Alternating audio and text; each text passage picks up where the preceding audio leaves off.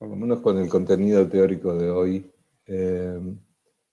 ¿Pudieron ver Bustamante? ¿Estuvieron mirando el texto? ¿Qué impresión tienen sobre el tema de la televisión pública? Gracias, Joaquín, por decir que sí.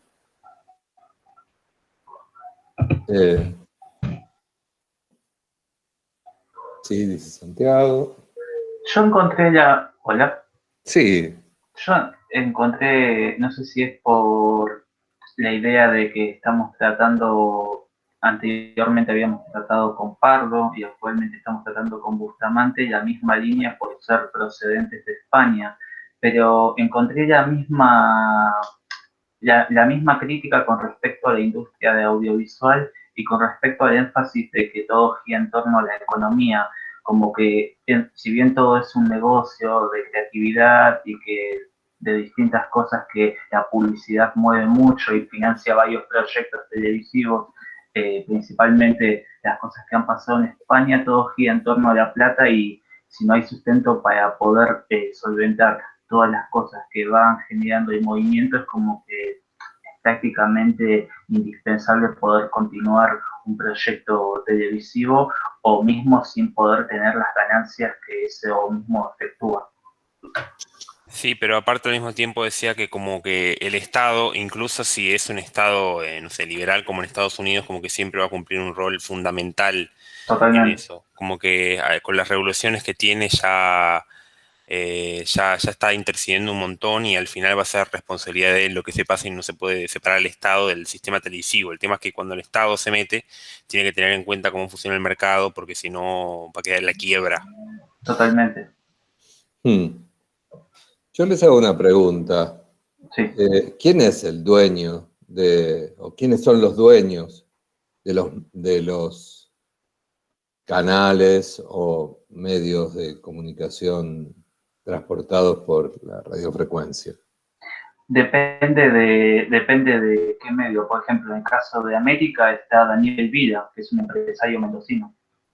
Ok, hay un señor, Daniel Vila, que es dueño de un montón de cosas. Es dueño de una de las compañías de electricidad. En su momento, disculpe que lo interrumpa, Daniel Haddad era dueño de Canal 9 hasta que, bueno, tuvo un pequeño problema, que algunos lo conocían y otros no, que, bueno, terminó por abocarse más a la radio, pero hubo grandes figuras o empresarios dentro de la escena de Argentina que estuvieron adueñándose varios años de distintos canales que no han tenido, por ejemplo, mucha suerte. Por ejemplo, en el caso de América, es un canal que hace bastantes años está siendo manejado por el mismo empresario, pero es como que todavía, a mi criterio personal, no sé otros, no le ha terminado de encontrar la vuelta a nivel rating ni nada, porque la programación es como acartonada. Ha seguido siempre siendo lo mismo. La misma temática de programas, ha cambiado los conductores, pero no va a despegar de los 2, 3, 4 puntos. Quizás la pega un poco con alguna programación como Los Mamón, actualmente, que es una persona más conocida como Jay Mamón, pero prácticamente sigue la misma línea básica de años anteriores, hablando de América. Alguien mencionó a Mañeto, el dueño de todo. Casi todos los dueños de medios, en realidad, en estos últimos tiempos, son personajes que están vinculados a conglomerados donde el medio es parte de un conglomerado más grande, ¿no? Inclusive, Telefe hoy es Viacom, antes era Telefónica, y Viacom es una enorme compañía de medios. Ustedes acaban de mencionar, Santiago mencionaba recién a Vila. Vila en realidad es Vila y Manzano. Manzano fue el ministro del Interior del presidente. En el mismo, ¿no? Sí. Del cual hay un libro escrito por Horacio Berbisky, el ahora trágico Horacio Berbisky, que se llamaba Robo para la Corona. Una frase que él le había sacado en una entrevista precisamente a Manzano, ¿no? Que robaba para la corona. Sí. Y es su socio, y al mismo tiempo es dueño, lo fue históricamente, del segundo cable más importante de la Argentina, en esta instancia, digo, bueno, el tercero, digamos, contando a Telecentro como segundo. En el interior del país tiene mucho desarrollo, se llama Supercanal, que también ofrece servicios de telecomunicaciones. Vila es un denunciante de Mauricio Macri por una cuestión vinculada al tema del uso del espectro radioeléctrico, porque le quitaron por la fuerza una asignación para dar telefonía móvil, quería entrar en ese negocio, lo había ganado por licitación y no estaba haciendo uso, y por ende Macri personalmente, comenta él, lo apretó siendo presidente. Busquen sus entrevistas, él lo dice públicamente, lo ha repetido varias veces. Hace poquito compró, creo que es Edenor o Edesur, una de las dos. Me parece que Edenor. Gracias. Y el anterior dueño, Eduardo Aunequian, Edenor, gracias, Patricia. Eduardo Aunequian terminó siendo el dueño de Aeropuertos Argentina 2000, o sea, es el dueño de todos los aeropuertos de la Argentina, los aeropuertos más caros del planeta, por 30 años o 40 años. Su lobista para esa licitación fue James Chick, el embajador norteamericano durante justamente el gobierno del emperador Carlos Saúl I.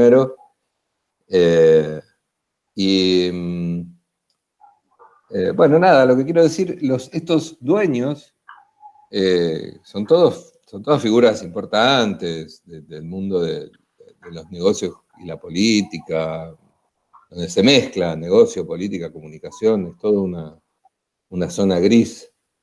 Ahora, la verdad es que no son dueños de nada. ¿Quiénes son los dueños de los canales? Nosotros realmente. Gracias, Joaquín. Claro, somos nosotros. Y nuestros representantes escriben leyes que dicen, en todo caso, y deberíamos preguntarle a nuestros representantes por qué dicen lo que dicen, leyes que dicen cómo se explota esto que es nuestro. O sea, cómo se explota, no en el sentido de explotación comercial, cómo se administra, cómo se usa. Vamos a llamarlo uso mejor que explotación, porque explotación justamente lo vincula con lo comercial. ¿Cómo se usa?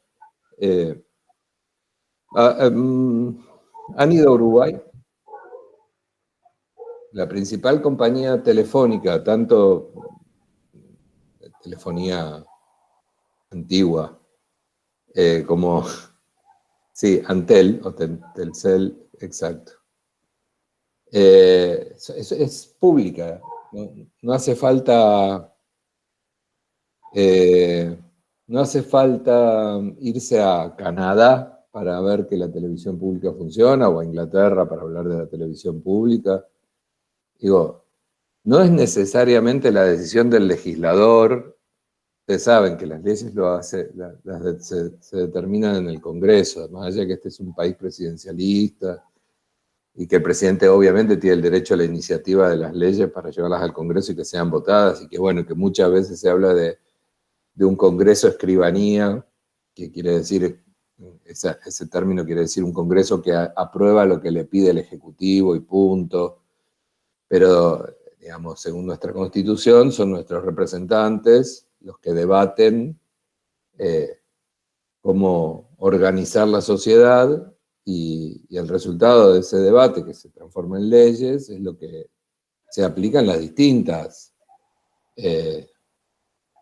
ramas de la actividad, en los derechos personales y públicos. Dicho todo esto, lo que tenemos que convenir es que la explotación o el uso del espectro radioeléctrico, entienden que es el espectro radioeléctrico, el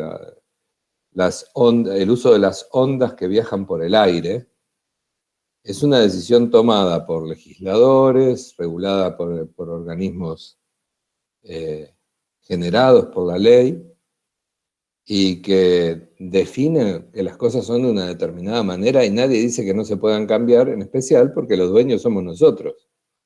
porque no tienen dueño, tienen una licencia para el uso, en el caso de la concesión a empresas privadas para su, y ahora sí podríamos usar bien la palabra, para su explotación durante un periodo determinado.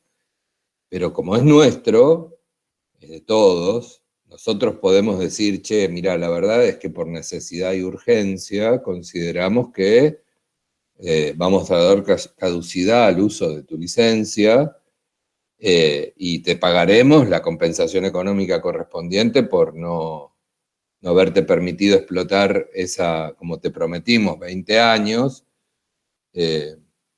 según lo que fije, no sé, el Tribunal de Cuentas de la Nación, y si querés ir a protestar, anda a la Corte. Digo, ¿se entiende lo que estoy diciendo? O sea, lo primero que tenemos que tomar conciencia cuando hablamos de medios es que es una decisión de cada Estado soberano cuál va a ser el mapa de medios con el que vamos a trabajar. Entonces, disculpa, Gabriel, tengo una duda respecto a eso que no sé si tiene que ver con lo que estás diciendo, de que yo tenía la información, pero no recuerdo de dónde venía, de que, por ejemplo, todos los días, no sé, en los noticieros, se prepara un listado de temas en el cual todos tienen que hablar de los mismos temas, digamos, no puede, o sea, tiene que haber esa base, digamos, para que sea el general de todos. En general, los canales... No. Eso es una interpretación de algo que supongo yo que... una mala interpretación de un concepto que no sé si lo hablamos acá, que se llama la agenda pública. La agenda pública es un fenómeno que se produce en los medios de comunicación masivos desde hace muchísimo tiempo, y no lo fija el Estado. De hecho, la agenda pública en la Argentina la fija, acá lo hemos hablado, ¿no? La fija el secretario de redacción del diario Clarín, 4 de la mañana de un día, para la agenda del día siguiente. Y eso, el repiqueteo del tema, así no sea verdad, el repiqueteo del tema es lo que establece esto de que un tema se vuelve de agenda, pero yo recuerdo, lo sigue diciendo el gobernador de la provincia de Buenos Aires, cuando publicaron en tapa del diario Clarín que él cobraba como director de YPF 400.000 pesos por afuera de lo que cobraba como ministro, eso todo el día fue repetido por todos los medios, primero por los medios propios y después por todos los medios que levantan esa noticia de otros medios comerciales y algunos hasta públicos que no se avienen a enterarse en profundidad, y cuando a las 5 de la tarde en algún medio el que en aquel momento era ministro de Economía sale a decir, no, muchacho, escúcheme, estoy ad honorem, acá está la designación ad honorem, formo parte de este directorio porque ya lo formaba y es un derecho del Estado Nacional que yo esté ahí, pero no cobro un sueldo por esto, no hay ninguna razón para que crean esto, esta publicación es falsa,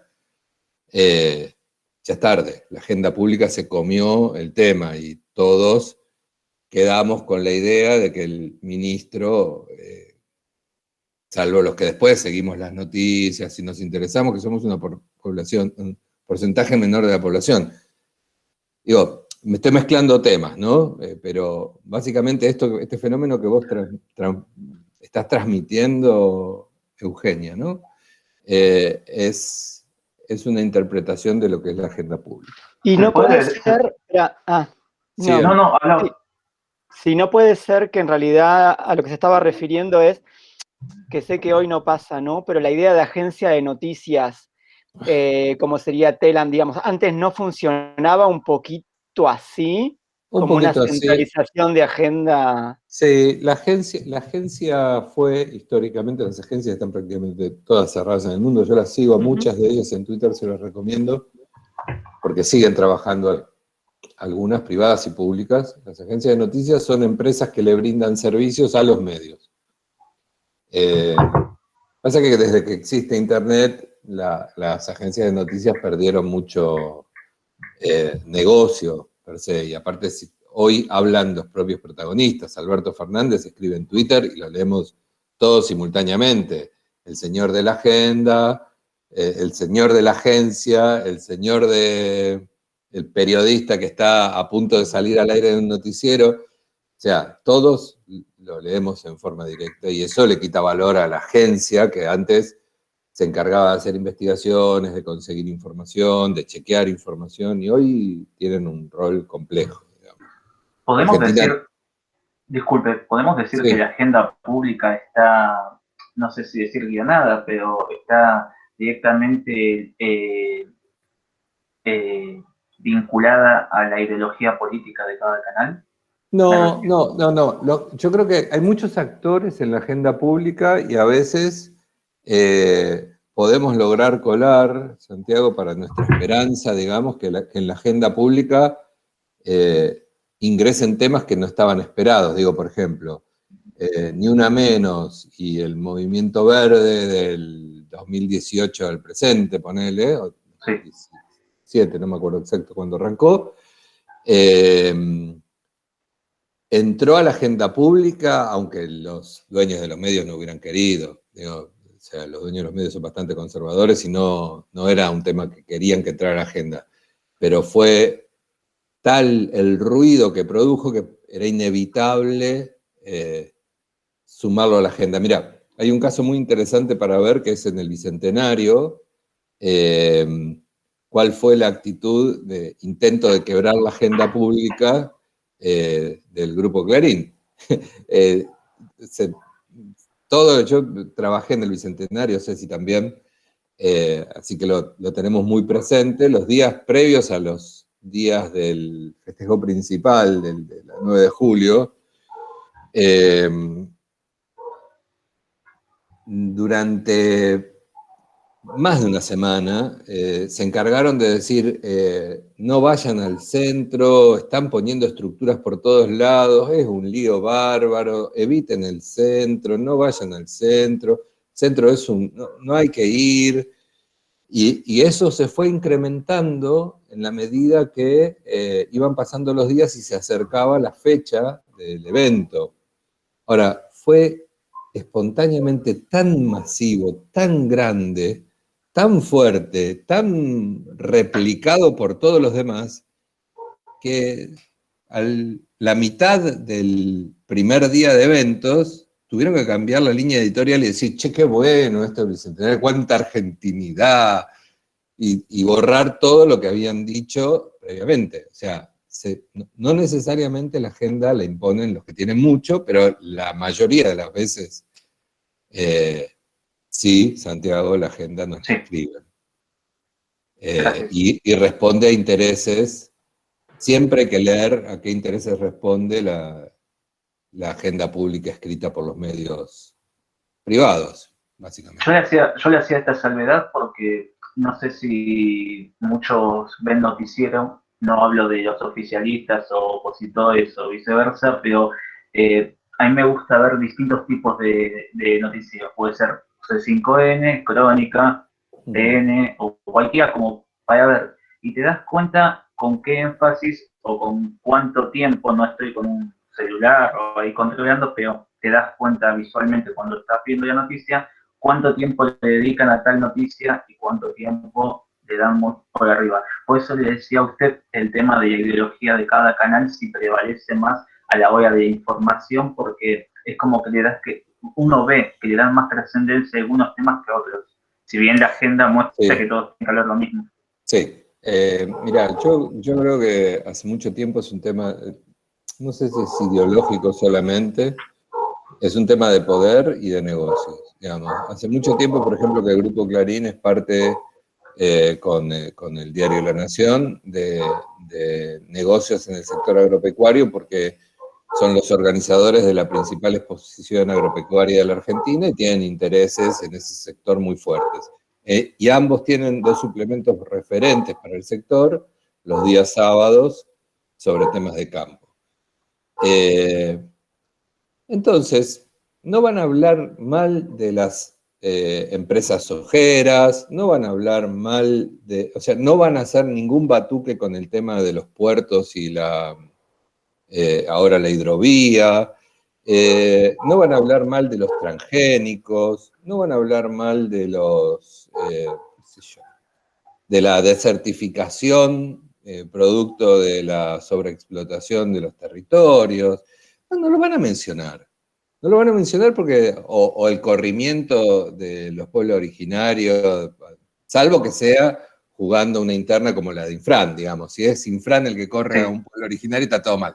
Pero, y esto no parezco muy peronista en todo esto, pero lo que quiero decir, esto porque me la tomé para un lado, pero lamentablemente la agenda pública está en un lugar. O sea, los C5N que ahora han tomado cierta relevancia son un ruidito al lado del mega conjunto, digamos, de los medios grandes. Pero bueno, nada, es algo que va a cambiar, en algún momento va a cambiar, pero lo que digo es no hay que ser ingenuo, hay que entender que muchos de estos son más poderosos que el Estado mismo.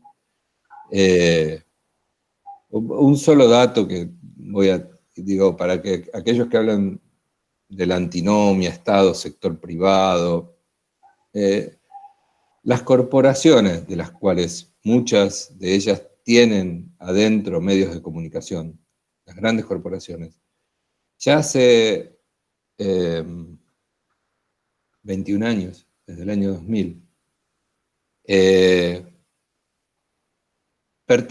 tienen un impacto en la conducción del planeta tan grande como los estados mismos.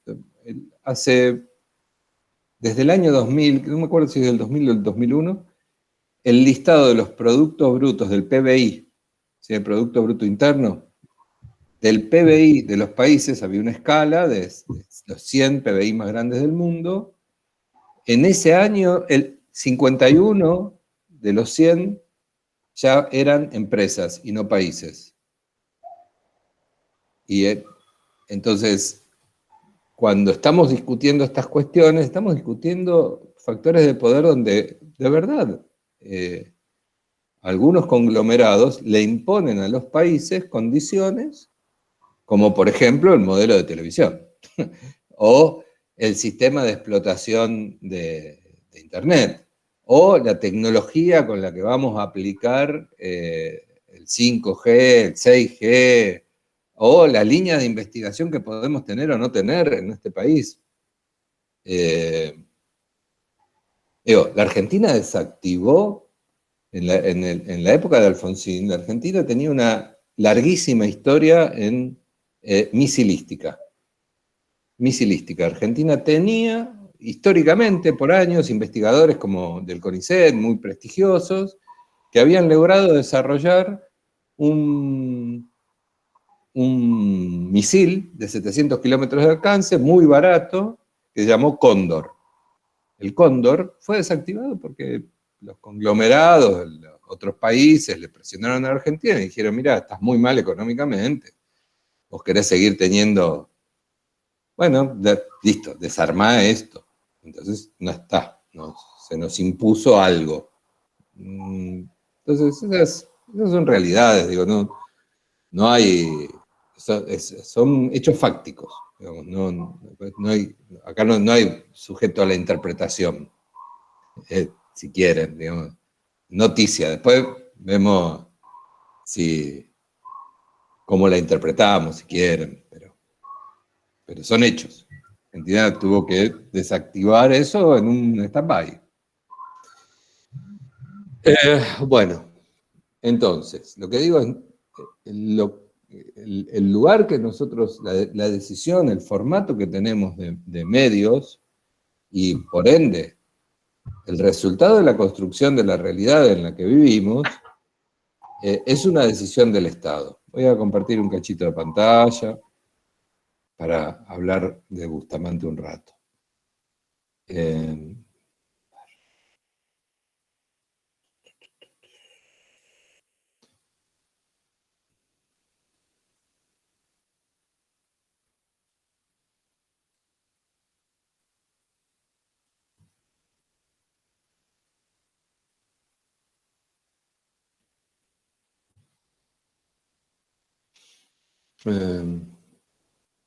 ¿Se ve?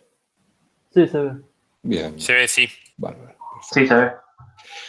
Bueno, esto es Bustamante, ¿no? Bustamante es un tipo que pertenece a la defensa del rol del Estado. Esto está claro, ustedes lo ven.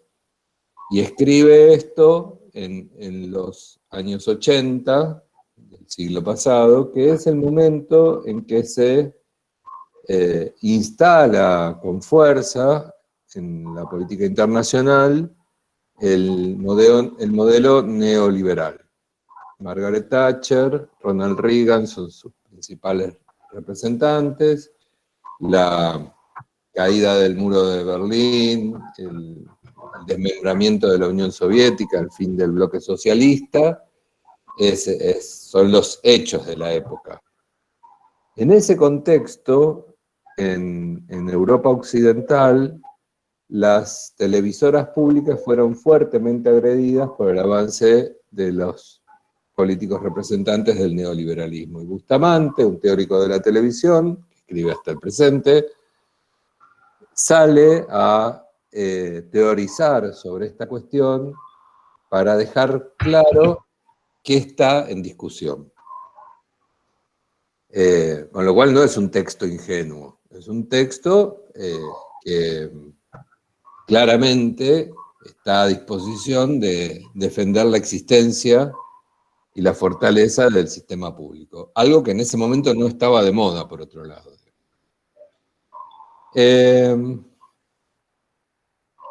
Una aclaración que Bustamante hace referencia al canon. Yo quiero que les quede claro, no sé si por la edad a veces, o por... Se mezclan, se confunden las cuestiones sobre impuestos. En la Argentina, que también no solemos pagar impuestos, el canon es una tasa de un servicio. Para el sistema público europeo es una cuota. Vieron que a ustedes no se les ocurre no pagar la luz, porque si dejan de pagar la luz, les van a cortar la luz. Entonces, a eso que se llama servicio público, es un servicio regulado, monopólico por muchos años en la Argentina estatal y después monopólico privado. A ese servicio público lo usamos y lo pagamos con una determinada regulación y una determinada tarifa. El canon es el pago que hace el ciudadano europeo por el servicio que le brinda el Estado de radiodifusión.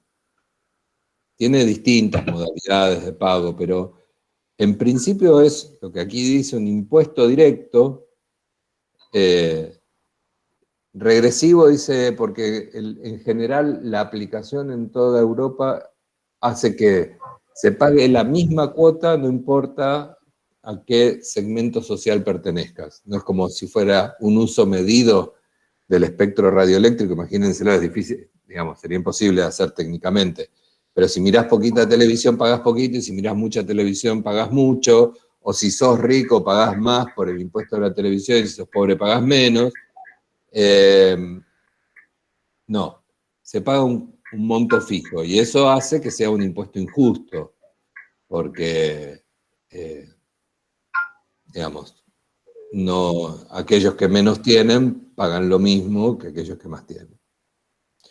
Esto ha sido criticado como sistema. Hay modificaciones, hay, por ejemplo, Francia, ya hace muchos años, cofinancia, o sea, reduce el valor del canon cobrándole a las telefónicas un porcentaje de su facturación y depositando ese dinero en el funcionamiento de sus sistemas públicos de radiodifusión.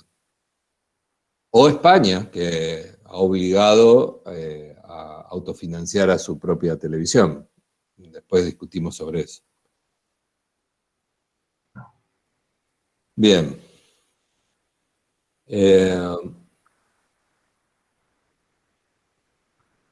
Bustamante también dice que hay un aumento del costo de productos y servicios por sus presupuestos publicitarios. sea, ¿a qué se refiere con esto? Que todo aquello que se publicita en la economía de la televisión, él la llama publicitaria, la televisión comercial o publicitaria es la que nosotros tenemos como sistema. El sistema argentino, el que él critica principalmente, es el sistema que nosotros tenemos desde siempre. Nunca tuvimos televisión pública en la Argentina. Entonces lo que dice es que hay un impuesto oculto, un impuesto por agregar valor a los productos que los ciudadanos consumen a la hora de comprar, tienen incluido el costo que después pagan los anunciantes por hacer publicidad. Cuando se refiere a que la televisión es un gigante social y un enano económico, se refiere a la vieja televisión pública. O sea que antes de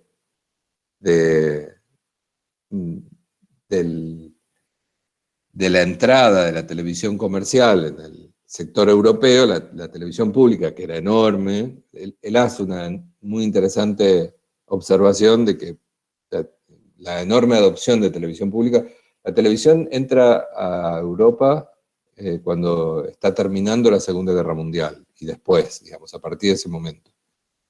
Entiendan que la televisión es contemporánea con esa época. Y Europa fue el teatro de una guerra terrible, las sociedades se reorganizaron muchas veces uniendo países que no se consideraban una unidad, que después, ustedes lo vieron, después de la caída del muro y el ascenso del neoliberalismo, justamente, muchos de ellos volvieron a dividirse, ¿no? La ex Yugoslavia, ¿no? Por ejemplo. Bueno, pero entre una situación y la otra, o sea, al momento en que se adopta la televisión como sistema de comunicación, los europeos en sus parlamentos, ¿qué discuten? Dicen, mirá, si queremos cohesión social necesitamos que haya un solo idioma en el que va a ser el medio masivo de comunicación. Entonces, ¿quién va a manejar esto? ¿Podemos confiar en el sector privado, como hacen los Estados Unidos, para que, según los intereses comerciales, hagan programación? ¿O vamos a regular esto para que volvamos a ser naciones? Más o menos esos serán los argumentos de la discusión, y Bustamante claramente enuncia lo que pasó, que finalmente se crearon enormes monopolios públicos de la comunicación. Quiero que entiendan que por público lo tenemos que, como concepto, lo tenemos que diferenciar. Estamos hablando de un concepto distinto de lo gubernamental. Esto es muy importante que lo entiendan. O lo mal entendido como estatal. Se habla de lo estatal como una forma despreciativa de aquello que pertenece al Estado, pero es manipulado por un gobierno muchas veces. O es usado por un gobierno, o es usado por un sector de la política. Bueno, aquí se habla de lo público y con reglas claras sobre aquello que es público. Bueno, también dice Bustamante que después a partir de los 90, o sea, en el final de los 80, que es cuando él escribe, y a partir de los 90, con el ingreso del neoliberalismo, hay una valoración del enfoque económico, porque entran los canales comerciales, y un desprecio a las variables, a los resultados políticos, sociales, culturales o ideológicos de los medios. O sea, pierde relevancia eso en función de la economía del medio.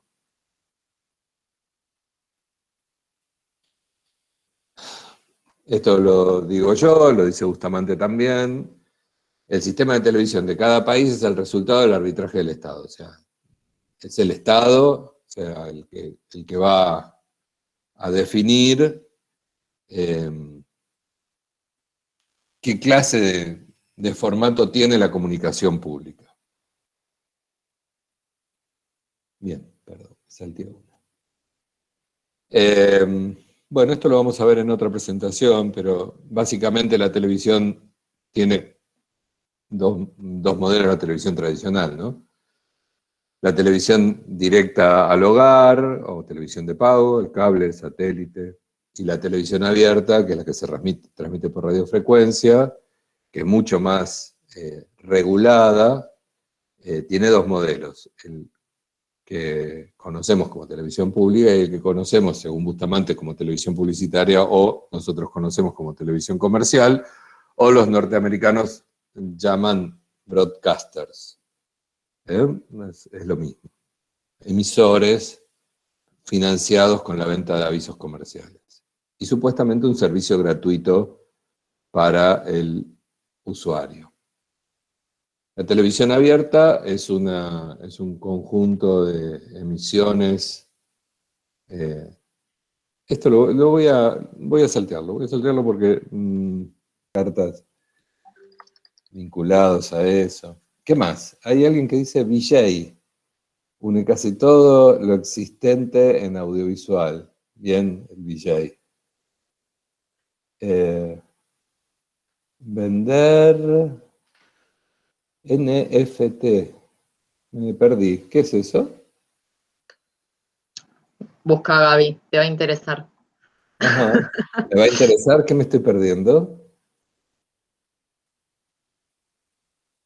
No se olviden de firmar la entrada, dice Joaquín. Bien, sí.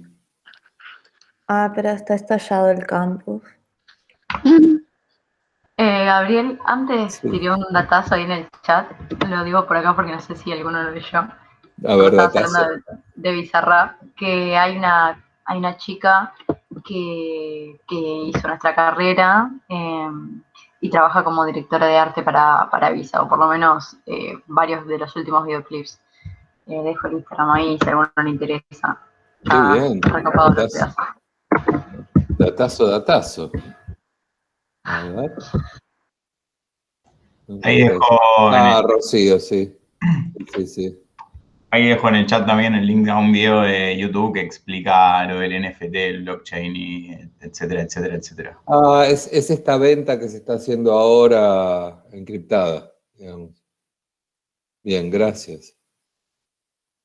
Sí, me encanta. Yo en un momento entré en un debate con una amiga fotógrafa que tiene una gran colección de fotos analógicas, porque es una fotógrafa que ya tiene, ¿no?, como nuestra edad, y entonces el material químico es parte de su vida.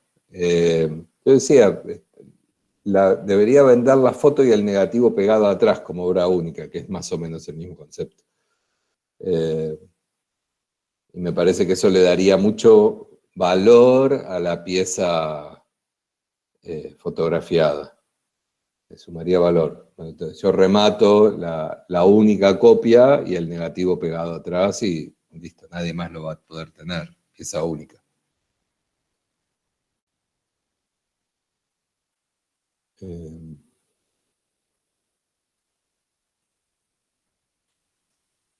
¿Qué más, chicos?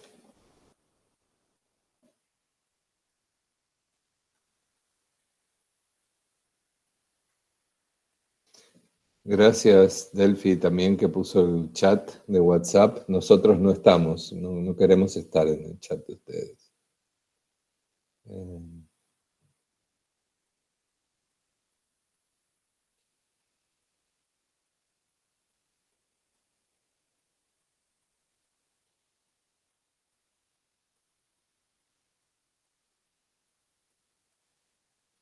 ¿Qué significa, no sé si María, Victoria, Vicky, qué significa que hay varios de FADU con Visa y con varios del Palo? Digo, me gustaría si podés ampliar.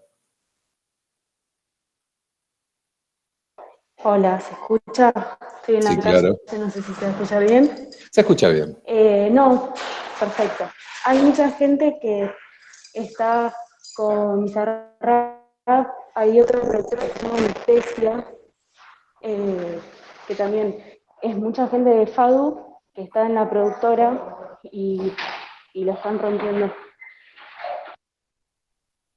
Ok. Qué bien. Qué bueno que la facultad se abra a esa perspectiva. Desde algún lugar.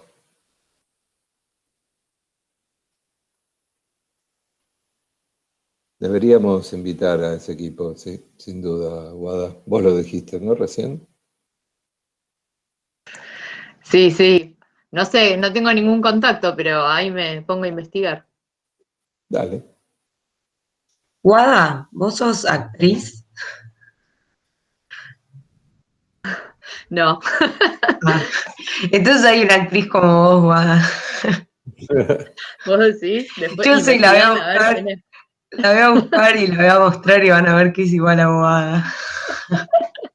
No, no. Ok. Bueno,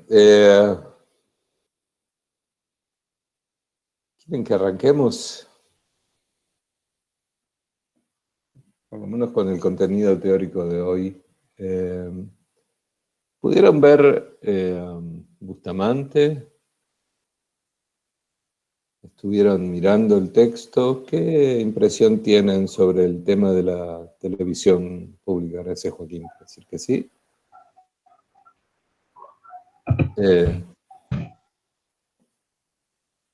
Sí, dice Santiago. Yo encontré Hola. Sí.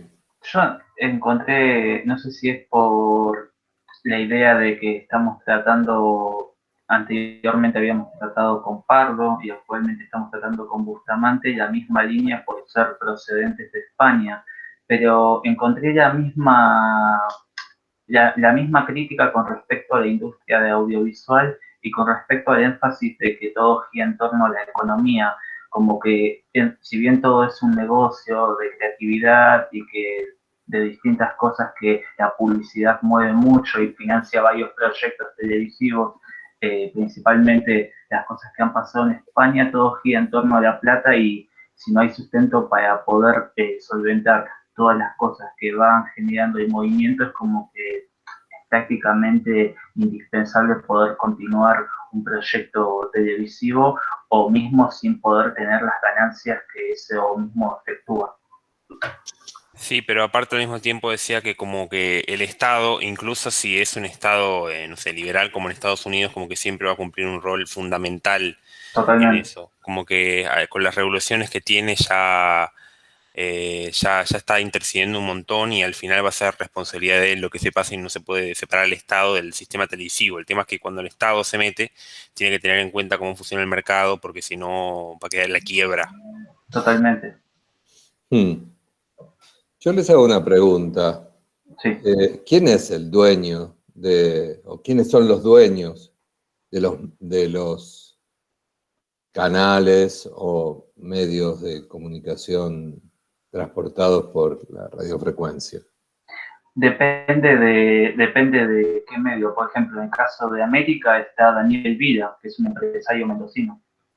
Ok, hay un señor, Daniel Vila, que es dueño de un montón de cosas. Dueño de una de las compañías de electricidad. En su momento, disculpe que lo interrumpa, Daniel Haddad era dueño de Canal 9 hasta que, bueno, tuvo un pequeño problema, que algunos lo conocen y otros no, que, bueno, terminó por abocarse más a la radio, pero hubo grandes figuras o empresarios dentro del seno de Argentina que estuvieron adueñándose varios años de distintos canales que no han tenido, por ejemplo, mucha suerte. Por ejemplo, en el caso de América, es un canal que hace bastantes años está siendo manejado por el mismo empresario, pero es como que todavía, a mi criterio personal, no sé otros, no le ha terminado de encontrar la vuelta a nivel rating ni nada, porque la programación es como acartonada. Ha seguido siempre siendo lo mismo. La misma temática de programas, ha cambiado los conductores, pero no va a despegar de los 2, 3, 4 puntos. Quizás la pega un poco con alguna programación como Los Mamón, actualmente, que es una persona más conocida como Jay Mamón, pero prácticamente sigue la misma línea básica de años anteriores, hablando de América. Alguien mencionó a Mañeto, el dueño de todo. Casi todos los dueños de medios, en realidad, en estos últimos tiempos, son personajes que están vinculados a conglomerados donde el medio es parte de un conglomerado más grande, ¿no? Inclusive, Telefe hoy es Viacom, antes era Telefónica, y Viacom es una enorme compañía de medios. Ustedes acaban de mencionar, Santiago mencionaba recién a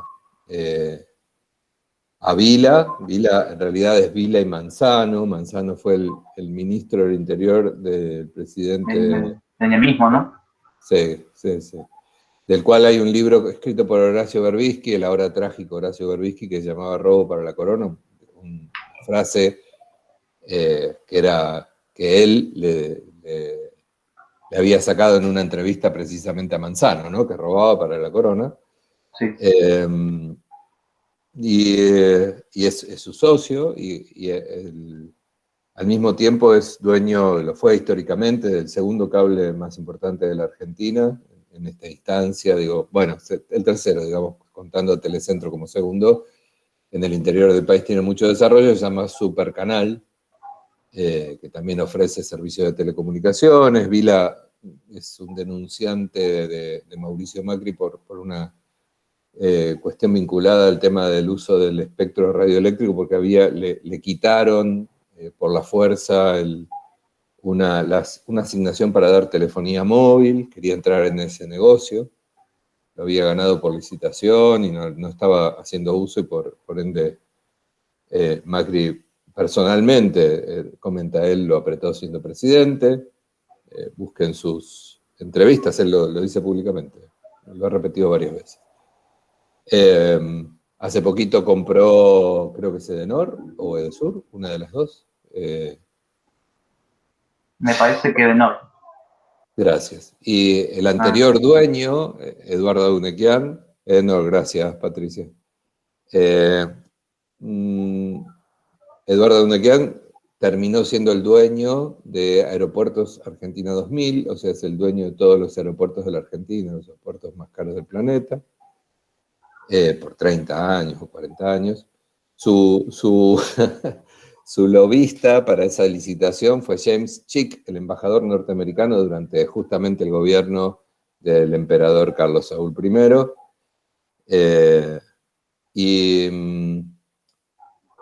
Bueno, nada, lo que quiero decir, estos dueños son todas figuras importantes del mundo de los negocios y la política, donde se mezcla negocio, política, comunicación, es toda una zona gris. Ahora, la verdad es que no son dueños de nada. ¿Quiénes son los dueños de los canales? Nosotros realmente. Gracias, Joaquín. Claro, somos nosotros. Y nuestros representantes escriben leyes que dicen, en todo caso, y deberíamos preguntarle a nuestros representantes por qué dicen lo que dicen, leyes que dicen cómo se explota esto que es nuestro. O sea, cómo se explota, no en el sentido de explotación comercial, cómo se administra, cómo se usa. Vamos a llamarlo uso mejor que explotación, porque explotación justamente lo vincula con lo comercial. ¿Cómo se usa? ¿Han ido a Uruguay? La principal compañía telefónica, tanto telefonía antigua como, sí, Antel o Telcel, exacto. Es pública, no hace falta irse a Canadá para ver que la televisión pública funciona, o a Inglaterra para hablar de la televisión pública. Digo, no es necesariamente la decisión del legislador.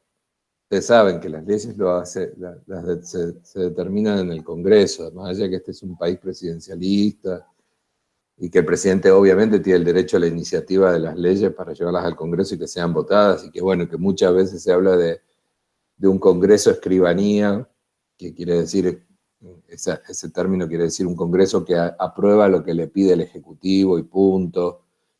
Pero digamos, según nuestra Constitución, son nuestros representantes los que debaten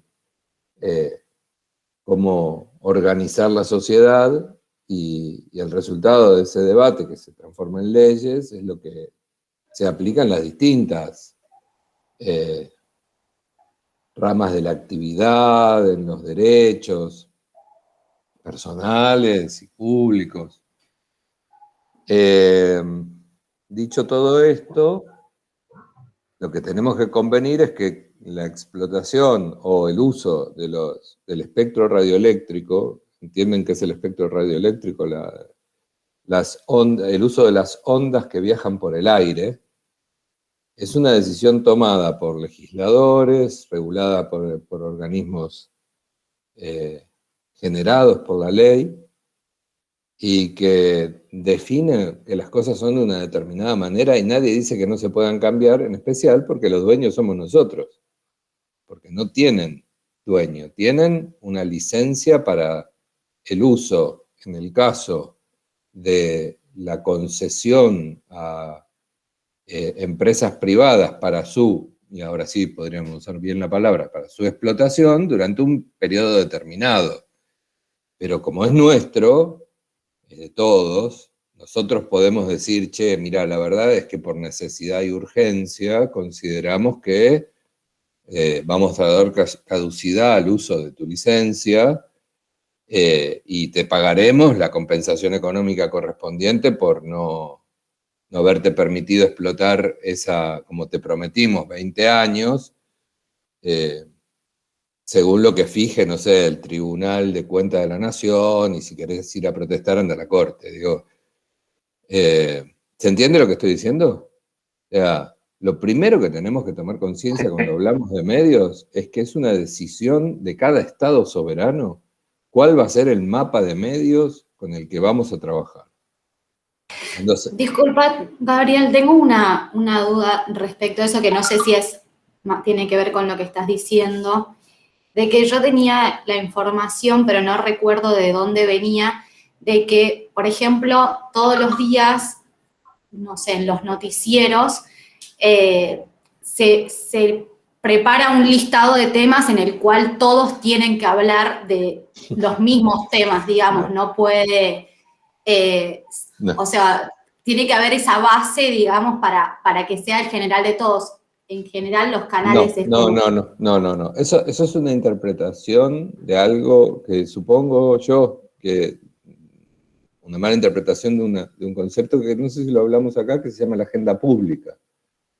La agenda pública es un fenómeno que se produce en los medios de comunicación masivos desde hace muchísimo tiempo, y no lo fija el Estado. De hecho, la agenda pública en la Argentina la fija, acá lo hemos hablado, ¿no? La fija el secretario de redacción del diario Clarín a las 4 de la mañana de un día, para la agenda del día siguiente. Y eso, el repiqueteo del tema, así no sea verdad, el repiqueteo del tema es lo que establece esto de que un tema se vuelve de agenda, pero yo recuerdo, lo sigue diciendo el gobernador de la provincia de Buenos Aires, cuando publicaron en tapa del diario Clarín que él cobraba como director de YPF 400.000 pesos por afuera de lo que cobraba como ministro, eso todo el día fue repetido por todos los medios, primero por los medios propios y después por todos los medios que levantan esa noticia de otros medios comerciales y algunos hasta públicos que no se avienen a enterarse en profundidad, y cuando a las 5 de la tarde en algún medio el que en aquel momento era ministro de Economía sale a decir, no, muchacho, escúcheme, estoy ad honorem, acá está la designación ad honorem, formo parte de este directorio porque ya lo formaba y es un derecho del Estado Nacional que yo esté ahí, pero no cobro un sueldo por esto, no hay ninguna razón para que crean esto, esta publicación es falsa. ya es tarde. La agenda pública se comió el tema y todos quedamos con la idea de que el ministro, salvo los que después seguimos las noticias y nos interesamos, que somos una población, un porcentaje menor de la población. Digo, me estoy mezclando temas, ¿no? Pero básicamente este fenómeno que vos estás transmitiendo, Eugenia, ¿no? Es una interpretación de lo que es la agenda pública. Y no puede ser... Sí, habla. Sí, no puede ser que en realidad a lo que se estaba refiriendo es que sé que hoy no pasa, ¿no? Pero la idea de agencia de noticias, como sería Telam, digamos, antes no funcionaba un poquito así, como una centralización de agenda. Sí, la agencia fue, históricamente, las agencias están prácticamente todas cerradas en el mundo. Yo las sigo a muchas de ellas en Twitter, se las recomiendo, porque siguen trabajando algunas privadas y públicas. Las agencias de noticias son empresas que le brindan servicios a los medios. Pasa que desde que existe Internet, las agencias de noticias perdieron mucho negocio, per se, y aparte hoy hablan los propios protagonistas. Alberto Fernández escribe en Twitter y lo leemos todos simultáneamente. El señor de la agenda, el señor de la agencia, el periodista que está a punto de salir al aire de un noticiero. O sea, todos lo leemos en forma directa y eso le quita valor a la agencia que antes se encargaba de hacer investigaciones, de conseguir información, de chequear información, y hoy tienen un rol complejo. Podemos decir sí, que la agenda pública está, no sé si decir guionada, pero está directamente vinculada a la ideología política de cada canal. No.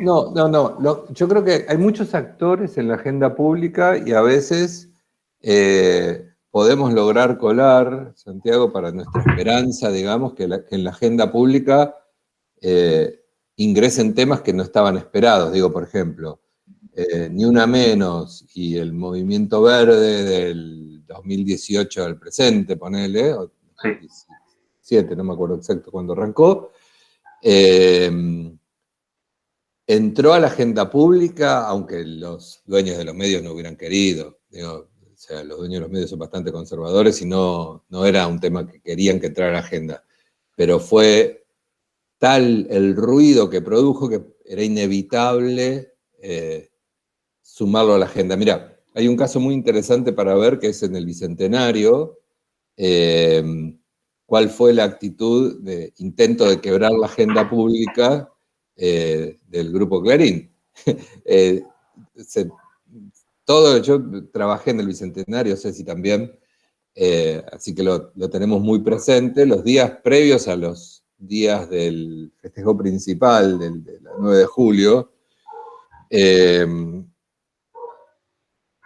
durante más de una semana, se encargaron de decir, no vayan al centro, están poniendo estructuras por todos lados, es un lío bárbaro, eviten el centro, no vayan al centro, centro es no hay que ir, y eso se fue incrementando en la medida que iban pasando los días y se acercaba la fecha del evento.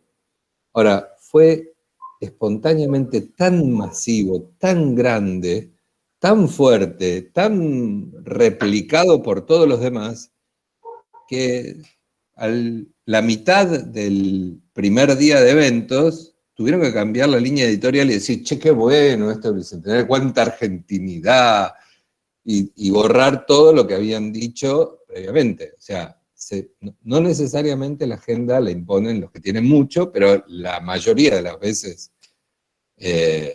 sí, Santiago, la agenda nos escribe. Y responde a intereses. Siempre hay que leer a qué intereses responde la agenda pública escrita por los medios privados, básicamente. Yo le hacía esta salvedad porque no sé si muchos ven noticiero, no hablo de los oficialistas o opositores o viceversa, pero a mí me gusta ver distintos tipos de noticieros. Puede ser C5N, Crónica, TN o cualquiera como para ver. y te das cuenta con qué énfasis o con cuánto tiempo, no estoy con un celular o ahí controlando, pero te das cuenta visualmente cuando estás viendo la noticia, cuánto tiempo le dedican a tal noticia y cuánto tiempo le dan por arriba. Por eso le decía a usted el tema de la ideología de cada canal, si prevalece más a la hora de información, porque es como que uno ve que le dan más trascendencia a algunos temas que a otros, si bien la agenda muestra que todos tienen que hablar lo mismo. Sí, mira, yo creo que hace mucho tiempo es un tema, no sé si es ideológico solamente, es un tema de poder y de negocios, digamos. Hace mucho tiempo, por ejemplo, que el Grupo Clarín es parte, con el diario La Nación, de negocios en el sector agropecuario, porque son los organizadores de la principal exposición agropecuaria de la Argentina y tienen intereses en ese sector muy fuertes. Y ambos tienen dos suplementos referentes para el sector, los días sábados, sobre temas de campo. Entonces, no van a hablar mal de las empresas sojeras, no van a hablar mal de, o sea, no van a hacer ningún batuque con el tema de los puertos y ahora la hidrovía, no van a hablar mal de los transgénicos, no van a hablar mal de los, qué sé yo, de la desertificación producto de la sobreexplotación de los territorios. No lo van a mencionar. No lo van a mencionar porque, o el corrimiento de los pueblos originarios, salvo que sea jugando una interna como la de Infran, digamos. Si es Infran el que corre a un pueblo originario, está todo mal. Pero, y esto, no parezco muy peronista en todo esto, pero lo que quiero decir, esto porque me la tomé para un lado, pero lamentablemente la agenda pública está en un lugar. O sea, los C5N que ahora han tomado cierta relevancia son un ruidito al lado del mega conjunto, digamos, de los medios grandes. Pero bueno, nada, es algo que va a cambiar, en algún momento va a cambiar, pero lo que digo es no hay que ser ingenuo, hay que entender que muchos de estos son más poderosos que el Estado mismo. Un solo dato que digo, para que aquellos que hablan de la antinomia, Estado, sector privado, las corporaciones, de las cuales muchas de ellas tienen adentro medios de comunicación, las grandes corporaciones, ya hace 21 años, desde el año 2000, tienen un impacto en la conducción del planeta tan grande como los estados mismos. Desde el año 2000, no me acuerdo si es del 2000 o del 2001, el listado de los productos brutos del PBI, ¿sí? El Producto Bruto Interno, del PBI de los países, había una escala de los 100 PBI más grandes del mundo. En ese año, el 51 de los 100 ya eran empresas y no países. Y entonces, cuando estamos discutiendo estas cuestiones, estamos discutiendo factores de poder donde, de verdad, algunos conglomerados le imponen a los países condiciones, como por ejemplo el modelo de televisión, o el sistema de explotación de Internet, o la tecnología con la que vamos a aplicar el 5G, el 6G, o la línea de investigación que podemos tener o no tener en este país. La Argentina desactivó, en la época de Alfonsín, la Argentina tenía una larguísima historia en misilística. Argentina tenía, históricamente, por años, investigadores como del CONICET, muy prestigiosos, que habían logrado desarrollar un misil de 700 kilómetros de alcance, muy barato, que se llamó Cóndor. El Cóndor fue desactivado porque los conglomerados de otros países le presionaron a la Argentina y dijeron, mira, estás muy mal económicamente, vos querés seguir teniendo, bueno, listo, desarmá esto. Entonces no está, se nos impuso algo. Entonces esas son realidades, digo, no hay, son hechos fácticos. Digamos, acá no hay sujeto a la interpretación, si quieren, digamos, noticia. Después vemos cómo la interpretamos, si quieren, pero son hechos. La entidad tuvo que desactivar eso en un stand-by. Bueno, entonces, lo que digo es, el lugar que nosotros, la decisión, el formato que tenemos de medios, y por ende, el resultado de la construcción de la realidad en la que vivimos, es una decisión del Estado. Voy a compartir un cachito de pantalla para hablar de Bustamante un rato.